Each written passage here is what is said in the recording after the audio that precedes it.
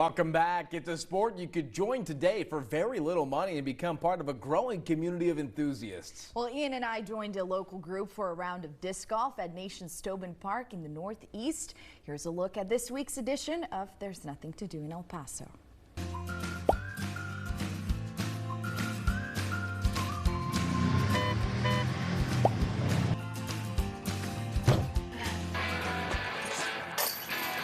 Straight at it. Disc golf, maybe back like 50s, 60s, there was always people playing some version of it. So rumor has it that it started out around the East Coast somewhere that college kids would play and just kind of develop object golf courses. God, he almost escaped. So really it's just based on golf. Just like playing golf. Bam, that's it. Was that your first time? You got it, man. That was it. For TV purposes, yes, we'll say that is my first time. Okay. Just a little bit more accessible, and then that transformed into, people using discs or frisbees. Keeping the disc nice and flat. And just pull straight through. During COVID, that was whenever people were really looking for things that they could do outside, promote social distancing and that kind of stuff. And that's where disc golf really kind of found its foothold. Oh my goodness! It's accessible, you can get out there, old, young, everybody can kind of go out and have some fun. If you want to get into the sport for as little as $10 a person, you can get one disc, multi-purpose. So you've got drivers, mid-ranges, and putters. You've got fairway drivers. So yeah, it's really all dependent on what you're trying to do. Nations Tobin, inside the rec center, they have some discs that you can go in and check out. So El Paso is still somewhat of a budding community. We have a few people here who are like kind of aspirational competitive players. There you go. Whoa. We have some people like myself who used to play competitively a long time and have kind of just now playing more recreationally. Yeah, that's a good shot. Mentoring and bringing along some of the newer players that come out to play. I would like to play a hole.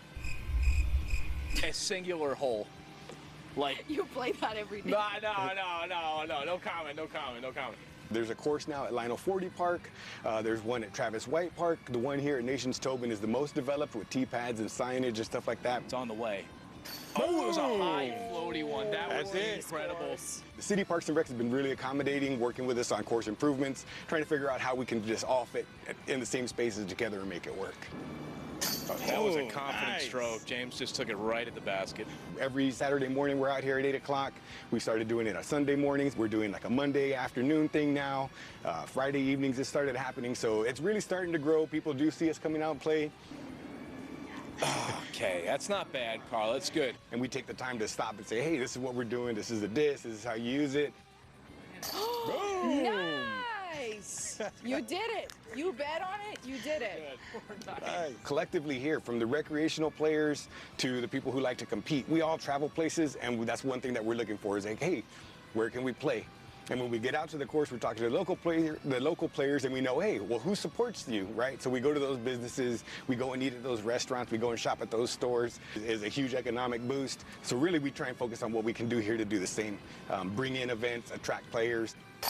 Biggest event that we try and plan for every year is the Ice Bowl, and that's something where we partner with El Pasoans Fighting Hunger. In February, that we'll be hosting it again right here at Nations Tobin Park, and just try and make sure that we're feeding families that way.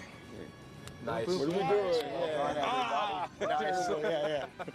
All right. Nice.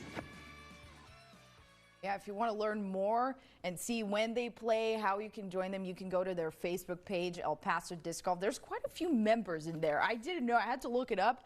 1,500 members. That's nice. That's a good. That's a solid number. We had a lot of fun, Carla and I. Okay, we did. And Ian, you seemed a little hooked. I like disc golf. It's fun. You know what? And there's a lot of really good golf courses that's growing here in El Paso. We were talking to the guys, and they said they make frequent trips up to Redoso and Cloudcroft. Cloudcroft, yes. Some beautiful, beautiful courses up there. I think he even said that they might have hosted a major or a pretty significant tournament in Cloudcroft. Up there. And I think what the greatest thing about the sport to me is the accessibility. You can get like a used disc for a couple of bucks, or you can rent it out for free at Nations Tobin and you can go and play. And you know what, too? It's not complicated, right? Like everybody's thrown a frisbee at some point. So exactly. It's not like you're learning a new skill. It's like, I guess it is a little bit different than a frisbee, mastering a skill. You can literally practice at home. Oh, like yeah, you can practice somewhere, or you can just go to a park. Yeah. That's it.